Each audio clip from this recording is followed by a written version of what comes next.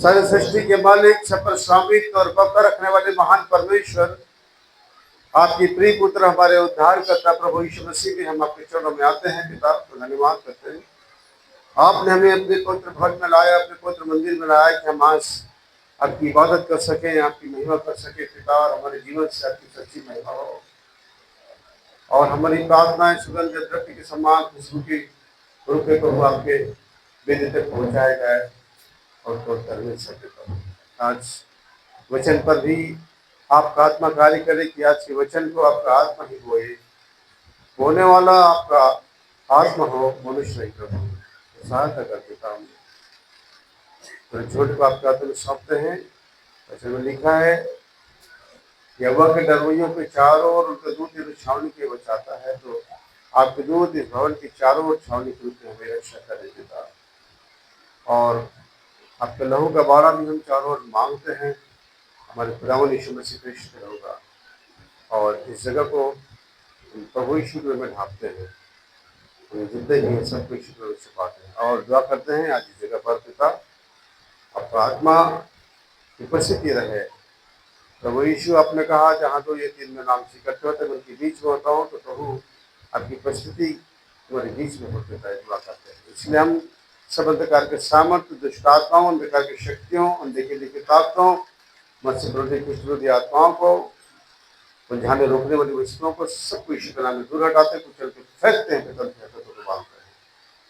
और पिता आज की पूरी सभा आपके आत्मा के अधीनता में सौंपते हैं कि उनकी संचालन से सब आराधना पूरी होने पाए, आखिरी तक की आराधना में आपका आत्मा कार्य हो, ये दुआ मांगते हुए सारी महिमा आदर आपको देते हैं, जलाल आपको देते हैं, आपके नाम पूछे उठाते हुए दुआ प्रभु यीशु ख्रीस्त के नाम में मांगते हैं, आमीन।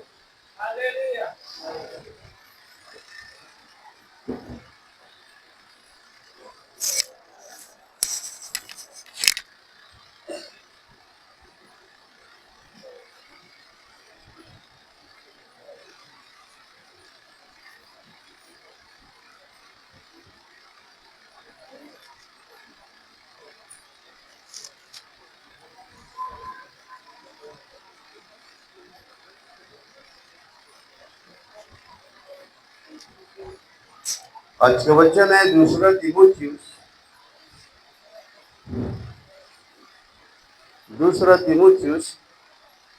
2 अध्याय के 22 पद।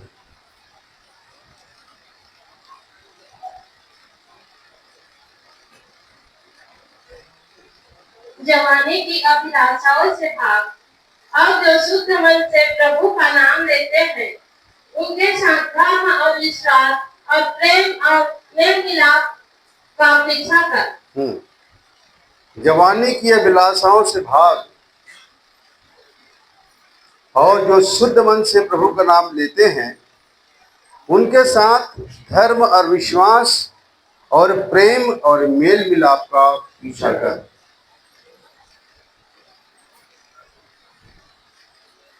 भागने को कहा जा रहा है,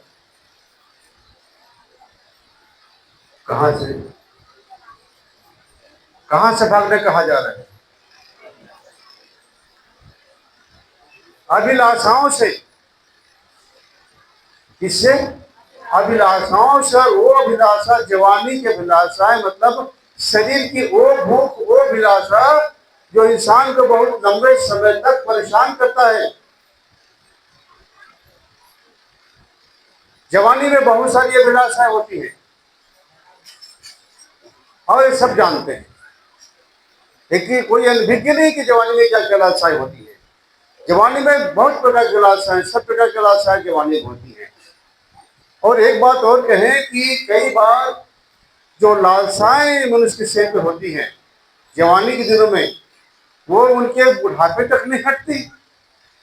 शरीर साथ छोड़ के रहता है लेकिन मन साथ नहीं छोड़ता।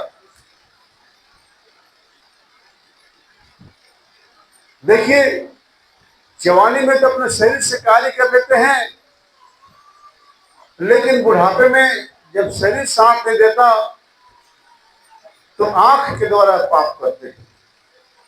साथ नहीं दे रहा शरीर, पर आंख जब तक साथ दे रहा है तब तक आंख के द्वारा काम करते हैं। उन गलत चीजों को आंख से देखेंगे और उनसे संतुष्ट होंगे, और जब आंख सब काम नहीं देखेगा तो विचार कैसे करेंगे मनो से?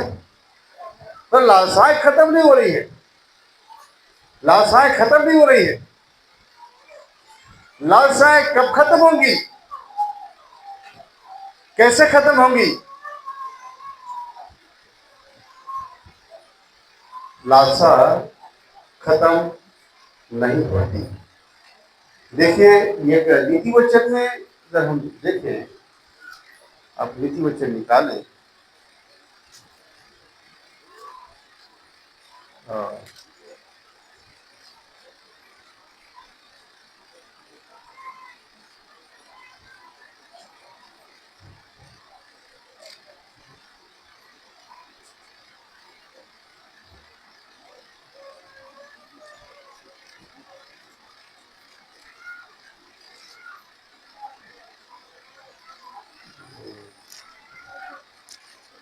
एक मिनट ना, मैं बता रहा हूँ। नीति वचन 30 अध्याय का 15 पद।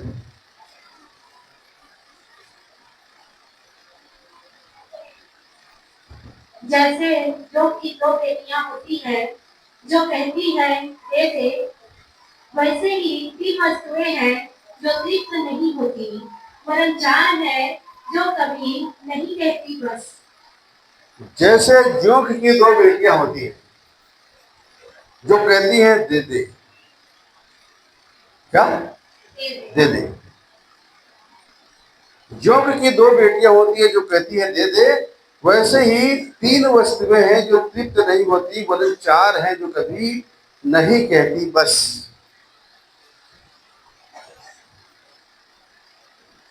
तो जोंक की दो बेटियां, जोंक क्या है? ये शरीर है और इसकी दो बेटियां हैं, लालसा और विलासा, जो कभी तृप्त नहीं होती। ये शरीर जब तक रहता है वो दोनों बेटियां हमेशा कहती है दे दे दे दे दे दे दे दे। कभी कभी तो मेरी भी बेटियां मुझे रात दिन परेशान करती थी, ये दे वो दे। मैं कहता कहीं मैं भी तो चौक तो दी, बोले मेरे भी तो दो बेटियां हैं, ये लो, फिर आते मुझे ये दी वो ले अब ये दे, और कभी तृप्ति नहीं हो रही। मैं दिन बोली दी उन लोगों के भजन को पढ़ो, तुम लोग मुझे चौक बना दो क्या? दो बेटी पैदा हो गई रात दिन। तो क्या होता है प्रियो, इस शरीर क्या है? वो जोंक है, और इसमें कितनी बेटी है? दो बेटी। क्या? लालसा और अभिलाषा, जो कभी तृप्त नहीं होती। लालसा हमेशा उठती रहती है, अभिलाषा हमेशा चाह करती रहती है दे दे दे दे। हर चीज शरीर मांगता है, जो मना दे दे दे, जो लगे दे दे, ये दे दे। एक एक चीज की लालसा विलासा एक शरीर मूर्ति है। हर प्रकार की भूख, हर प्रकार की प्यास, हर प्रकार की इच्छाएं। आप इस शरीर को कभी जीवन में शांत नहीं कर पाओगे अगर लालसा विलासा को नहीं समझ नहीं पाओगे। तो लालसा और अभिलाषा को समझना होगा आपको। ये दो कभी तृप्त नहीं होती, कभी शांत नहीं होती। ये कैसे शांत होगी?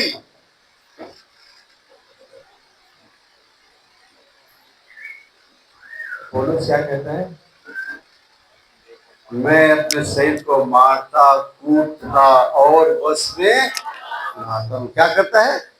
मारता कूटता और बस में लाता। शराबी लोग शराब पी के पत्नी को कूट सकते हैं, लेकिन अपने शरीर की लालसा को, इच्छा को, तो अभिलाषा को नहीं कूट पाते, अपने शरीर को नहीं कूट पाते। कूटने के लिए पत्नी दिखती है, बच्चे दिखते हैं। अरे कूटो तो अपने आप को कूटो। अभी तुम शराब को पी रहे, बाद में शराब तुमको पी जाकर निकल जाएगा। अभी तो बहुत लोग निकले जा रहे हैं। तो प्रियो, शरीर की लालसा और अभिलाषा है। देखिए मैंने एक बात बताई आपको कि जब शरीर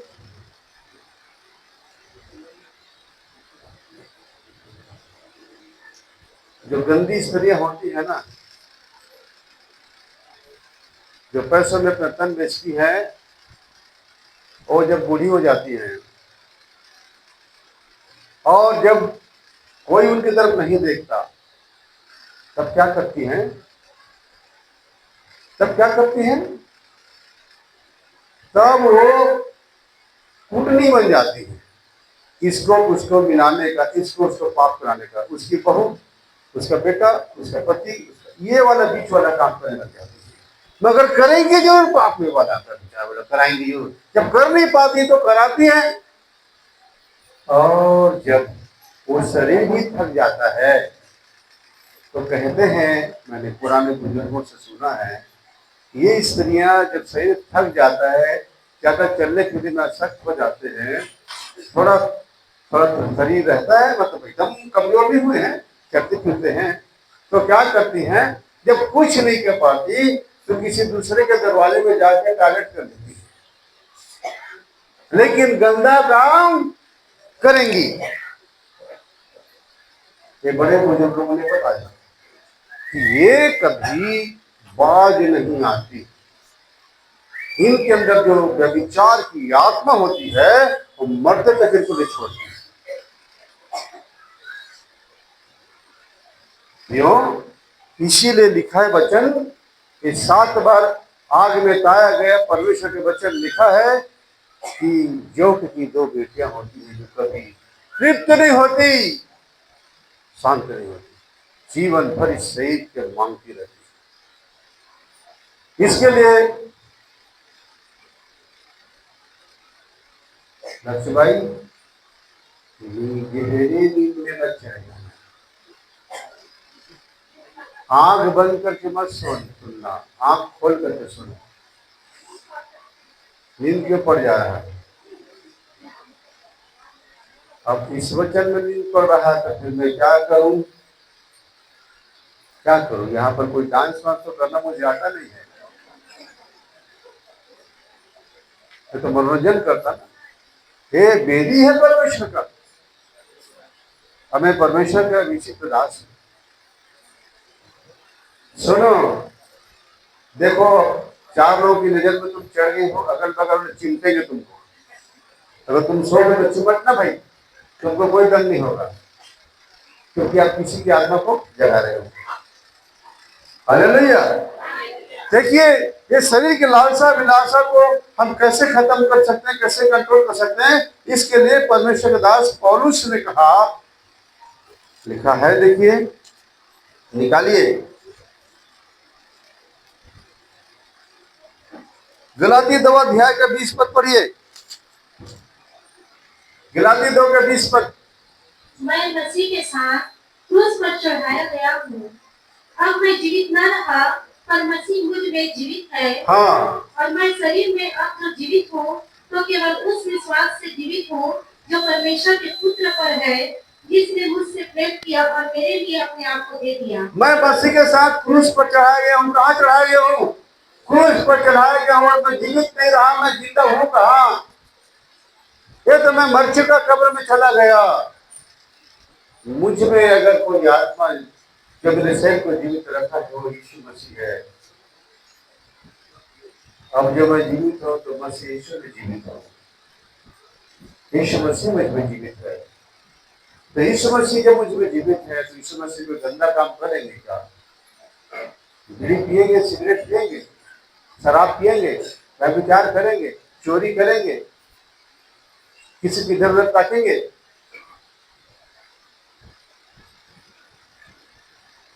यीशु मसीह मुझ में जीवित है। ये प्रभु का दास पौलुस कहता है कि मैं मसीह के साथ क्रूस पर चढ़ाया गया हूँ। अब मैं जीवित न रहा, पर मसीह मुझ में जीवित है। मसीह मुझ में जीवित है। जब भी कोई बात आती है, विचार आता है, लालसा विचार डालती है, विलासा पाने की इच्छा करती है, तब कहो कि मेरे अंदर मसीह जीवित है और वो चाह रहा है कि नहीं इसको।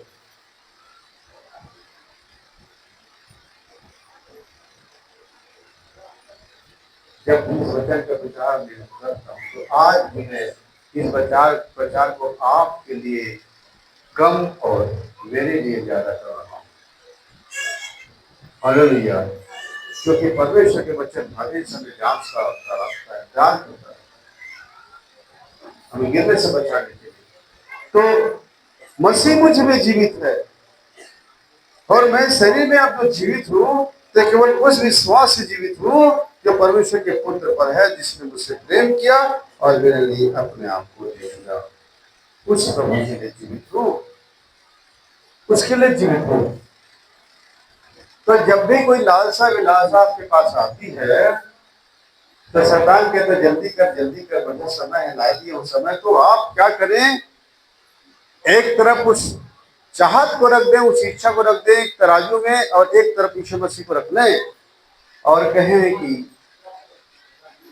किधर पड़ना भारी है। तो अगर आपकी चाहत की इच्छा भारी हो जाएगी तो उधर का पल्ला छूट जाएगा और यीशु मसीह हल्के होकर उठ जाएंगे। मतलब आप अपने जीवन में यीशु मसीह को कई बार हल्के कर रहे हैं, कई बार हल्के कर रहे हैं अपने प्रभु को। आपकी इच्छाएं भारी है, आपकी इच्छाएं वजनी कीमती है आपके लिए, लेकिन यीशु मसीह का कीमत नहीं है। जब उसको रख रहे हैं दोनों तरफ, एक तरफ यीशु मसीह को, एक तरफ उसको, तो यीशु मसीह ऊपर उठ जा रहे हैं और वो वजन हो जा रहे हैं आपको चाहत से। रख लो, अपनी इच्छा को भारी रख लो, यीशु मसीह को उथले उथले करते जाओ। एक दिन तुम उथले रहोगे तब वो दिन प्रभु क्या कह देगा, देखिए दिन प्रभु क्या कहेगा। वो पिता जिसने अपने पुत्र को भेजा क्या कहेगा। निकालिए दानियल की पुस्तक, दानियल निकालिए।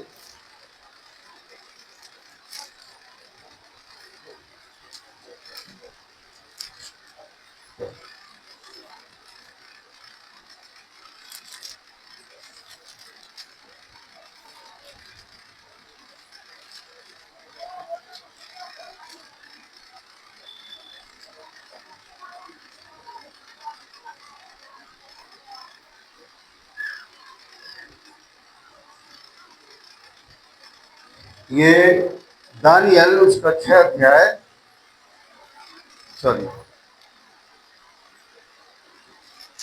रुक जाओ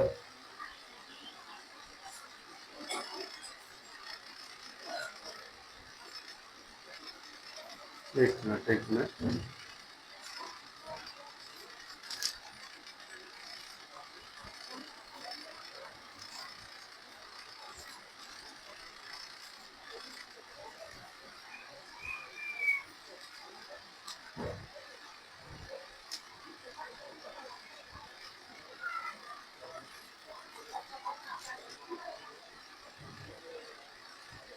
ये दानियल का 5 अध्याय निकालिए।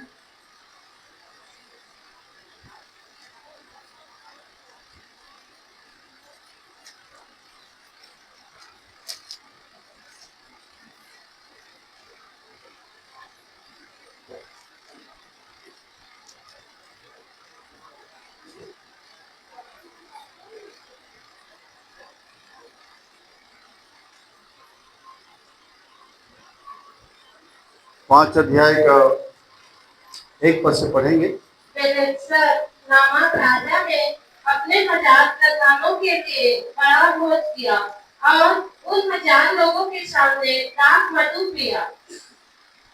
दाख मधु पीते पीते बिलासर ने आज्ञा दी कि सोने चांदी के जो पात्र उसके पिता नबूकदनेस्सर ने यरूशलेम के मंदिर में से निकाले थे उन्हें लाया जाए कि राजा अपने प्रधानों और रानियों और रखेलियों समेत उनमें पिए।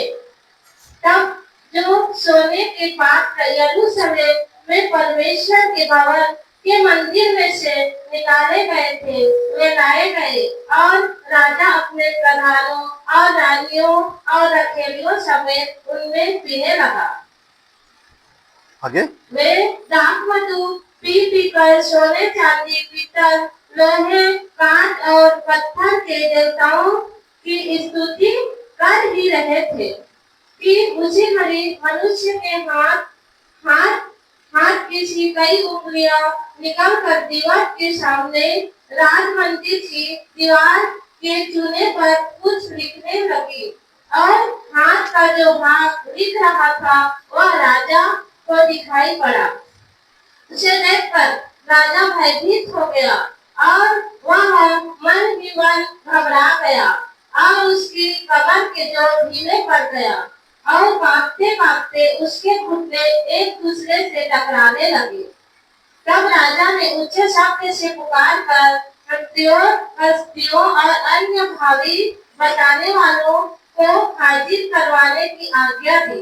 जो बेबीलोन के पंडित पास आए तब राजा उनसे कहने लगा, जो कोई वह लिखा हुआ पढ़कर उनका अर्थ मुझे समझाए, उसे बैठनी रंग का वस्त्र, उसके गले में सोने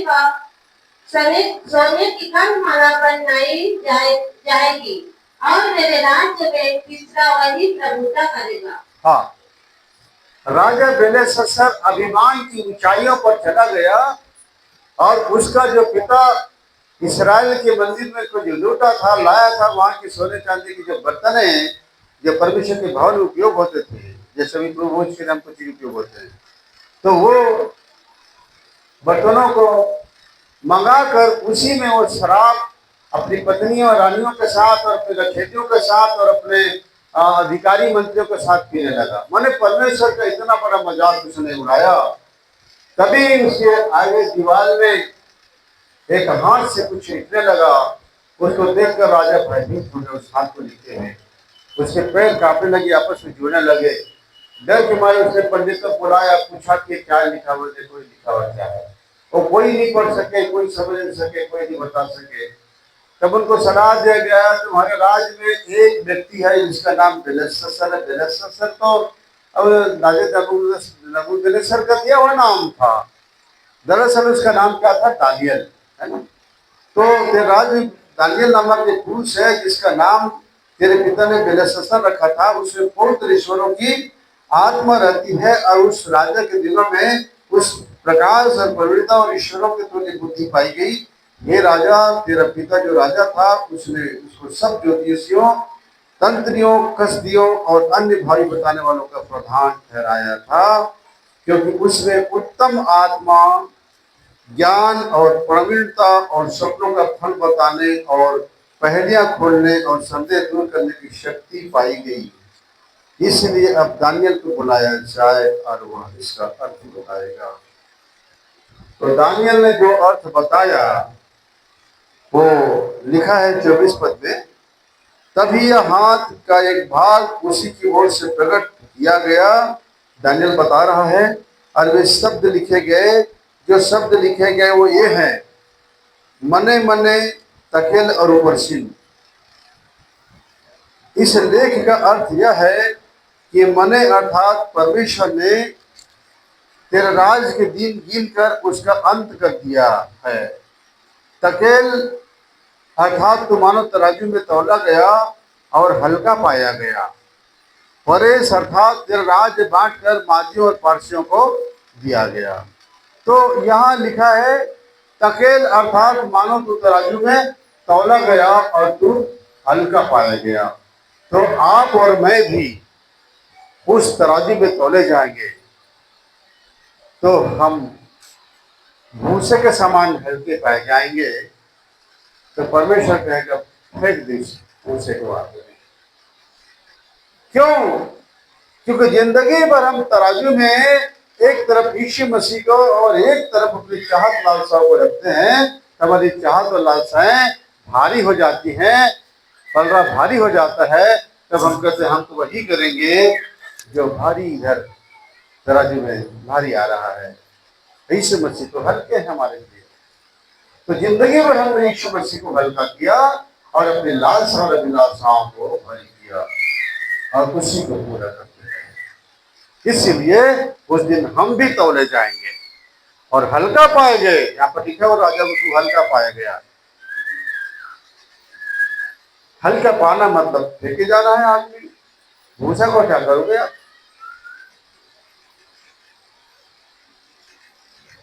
आ रहे हैं समझ में? लालसा अभिलाषा किसे बता रहा हूं। आपकी लालसा और विलासा एक तराजू में भारी हो रहा है और यीशु मसीह हल्का हो रहा है।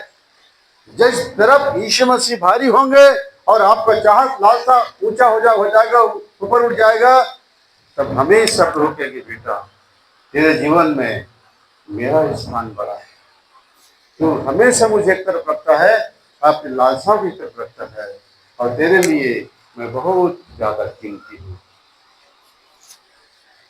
तो उस दिन जब हम तोले जाएंगे ना, तो हम भी इस प्रकार भारी हो जाएंगे और हमारी लालसा इच्छाएं पाप हल्की हो जाएंगी, जिसे हमारे प्रभु यीशु मसीह ने कहा हल्का कर दिया।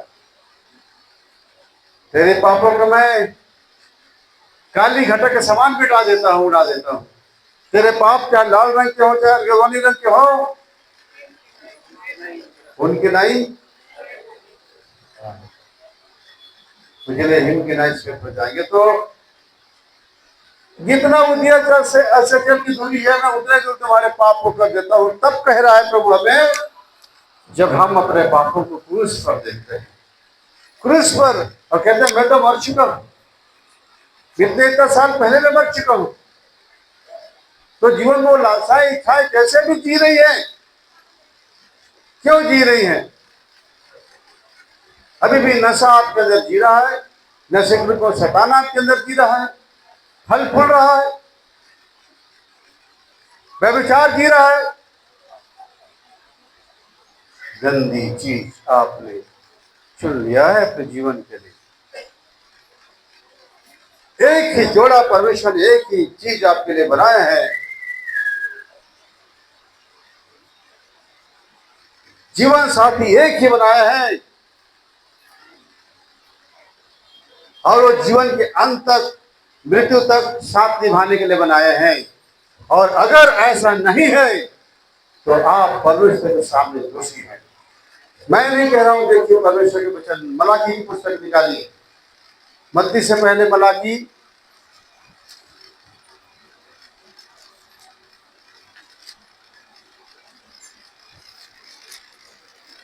हाँ मलाकी उसका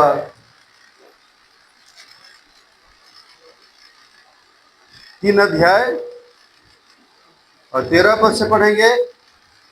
यहोवा यह कहता है, तुमने मेरे विरुद्ध ढिठाई की बातें कही है, परंतु तुम पूछते हो हमने तेरे विरुद्ध क्या कहा है? तुमने कहा है परमेश्वर की सेवा करना व्यर्थ है। हमने जो उसके बताए हुए कामों को पूरा किया और सेनाओं की यहोवा के सॉरी 2 अध्याय का 13 पद से पढ़ेंगे। फिर तुमने यह दूसरा काम किया है कि तुमने यहोवा की वेदी को रोने वालों और आगे बढ़ने वालों के आंसुओं से भिगो दिया है, यहाँ तक कि वह तुम्हारी भेंट की ओर दृष्टि तक नहीं करता और न प्रसन्न होकर उसको तुम्हारे हाथ से ग्रहण करता है। तुम पूछते हो ऐसा क्यों? ऐसा क्यों? रोने वाले लिखा है क्या? रोने वालों की आहें, रोने वाले और आहें भरने वाले की आंसुओं से भिगो दिया है परमेश्वर की वेदी को। जब लोग परमेश्वर के सम्मुख रोते हैं, कौन रोता है? तुम्हारा जीवन साथी तुम्हारे कारण रोता है, रोती है। अगर तुम्हारी पत्नी और तुम गलत कर रहे हो तो तुम्हारी पत्नी जीवन भर रोएगी, उसके आंसू, उसकी आहें, और एक दिन वो आहें जो लोहे को गला देती हैं, तुमको भी ले जाएगी। अगर तुम गलत कर रही हो तो तुम्हारा पति रोता रहेगा, उसकी आंसू, क्योंकि पुरुष लोग तो छुप के रोते हैं, अंदर अंदर रोते हैं। याद रखो प्रियो, ये परमेश्वर, यहोवा परमेश्वर जो आग है, उसका वचन है, वो कभी बख्शता नहीं, कभी छोड़ता नहीं। मैं उसका वचन आगे पढ़ने को कह रहा हूँ आपको 14 पद से। इसलिए क्योंकि यहोवा तेरे और तेरी उस जवानी की संगिनी और ब्याही हुई स्त्री के बीच साक्षी हुआ था, जिसे तूने विश्वासघात किया है। हाँ, क्योंकि यहोवा, इसलिए क्योंकि यहोवा तेरे और उस जवानी के संगनी और ब्याही हुई स्त्री के बीच साक्षी हुआ था, जिसे तूने विश्वासघात किया। कौन साक्षी हुआ था? परमेश्वर। चाहे आप विधि में शादी किए थे, वहां का फिर में शादी किए, तो भी साक्षी तो वही था। कब शादी किए? जवानी में। उसका साक्षी हुआ है परमेश्वर, जिसके साथ तुमने क्या किया? विश्वासघात किया। अब विश्वासघात का पाप का दंड देता है परमेश्वर।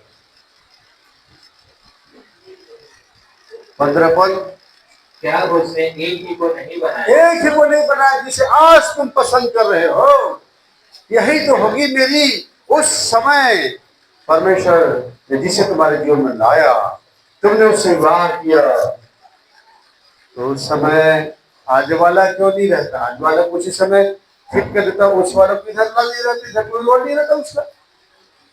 जब आज जिसको तुमने पसंद किया, आज जिसके साथ तुम पाप में गिर रहे हो, जिसको तुम अच्छा कह रहे हो, जिसे अपने आप को दे रहे हो, ये किसी का हिस्सा है, तो उसको तो पहले बनाना परमेश्वर तुम्हारे लिए। और जब पहले जिसको बनाया परमेश्वर ने, तो फिर तुम उसके साथ कैसे कर रहे हो? आज कौन आ गया?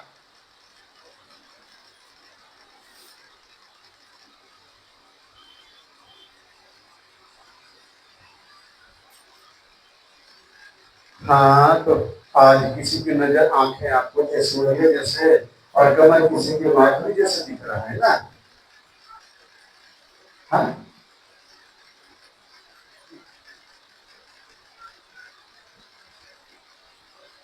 मोहित हो रहे हो। मैं बात कर रहा हूं लालसा और हिलासा, दो बहनों के विषय में, जो जोंक की बेटी है, शरीर की बेटी है, और जिंदगी भर इस शरीर के लिए मांगती रहती है। तुम कर क्या रहे हो?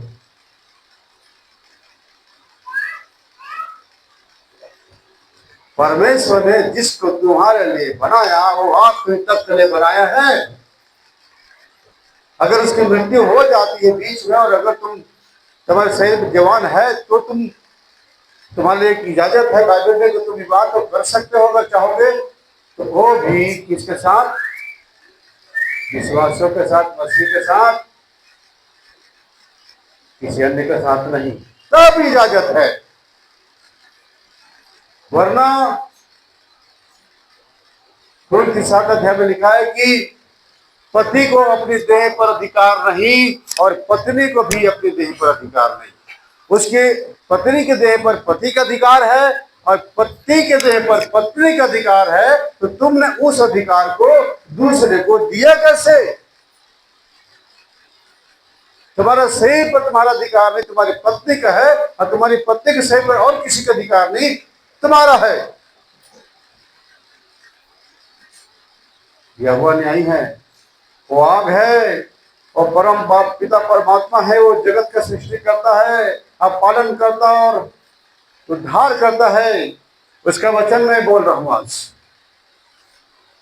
कि जो लोग, जिनको और कोई पसंद आ जाता है और कहते हैं यही तो हमारे लिए होना था जीवन भर के लिए, हमने गलत चुनाव कर दिया। कैसे कर दिया? तुमने कर दिया गलत चुनाव, तो तुम्हारा परमेश्वर तो गलत नहीं किया होगा। अब इतने साल के बाद तुम कह रहे हमने गलत किया है।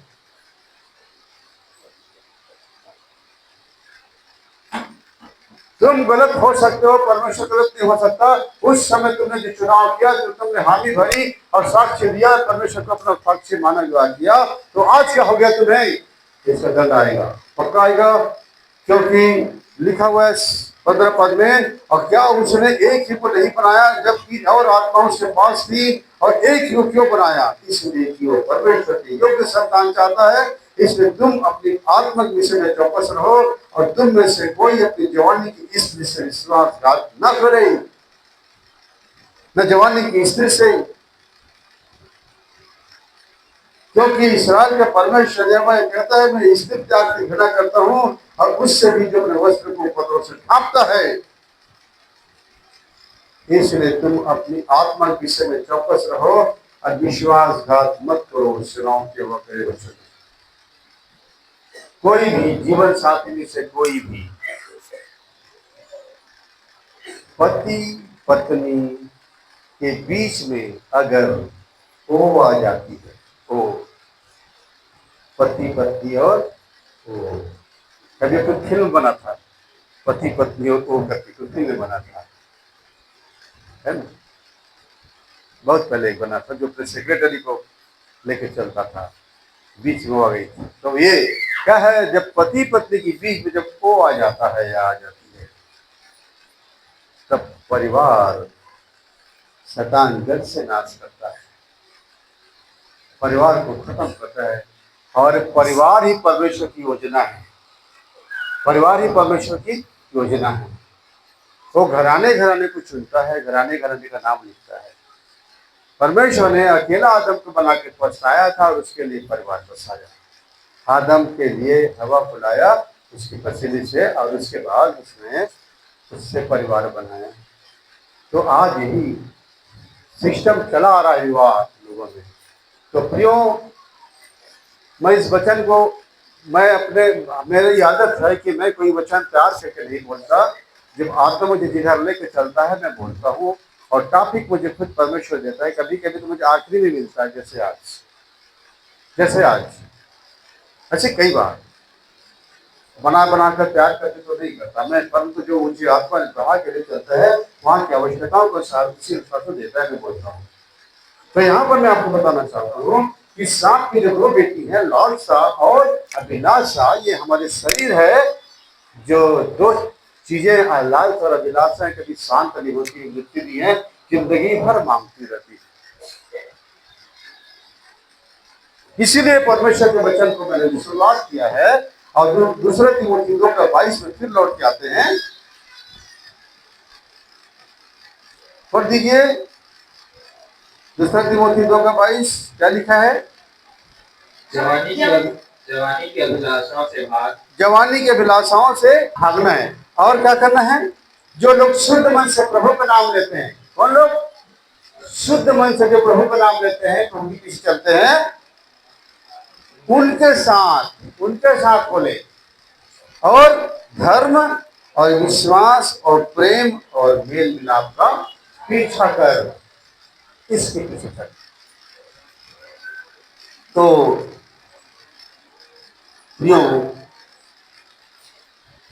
आपको मैं कुछ बातें यहाँ पर बताने जा रहा हूँ कि पौलुस ने क्यों कहा कि जवानी के अभिलाषाओं से भाग। और जवानी भर तो आदमी अपने लालसा और अभिलाषा में जीता है, लेकिन जब अधेड़ हो जाता है तब भी वो खत्म नहीं होती, और जब बूढ़ा हो जाता है तब भी